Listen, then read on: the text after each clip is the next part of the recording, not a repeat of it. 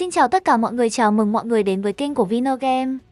Chúng tôi đã cập nhật bản mới nhất của Liên Quân, các tính năng khác của menu đang cập nhật lại như hỗ trợ aim, macro dâu và còn nhiều tính năng khác nữa, nên hiện tại chỉ có vài chức năng cơ bản cho an toàn. Đầu mùa các bạn nên bật con mắt thứ ba, tầm nhìn thượng đế và hiển thị hồi chiêu là được, hạn chế sử dụng mode skin 3S để tránh vấn đề trận ảo. Hiện tại trong nhóm Tele và Discord của Vinogame đang free key 7 ngày trải nghiệm. Các bạn muốn trải nghiệm thì hãy vào nhóm của mình dưới phần mô tả video nhé. Nếu các bạn có gì thắc mắc hay muốn làm chức năng gì thêm hoặc game gì khác thì hãy để lại dưới bình luận nhé. Và hãy nhớ đăng ký kênh và like video để giúp mình lên đề xuất, để có động lực làm nhiều thứ hay hơn cho các bạn nhé. Vậy thôi các bạn cứ vào nhóm và lấy hack và leo răng nhé, video đến đây cũng dài rồi. Vinogame chúc các bạn mùa mới leo răng cực cao nhé và nhớ ủng hộ chúng mình nhiều lên nhé. Chân thành cảm ơn mọi người, bye bye.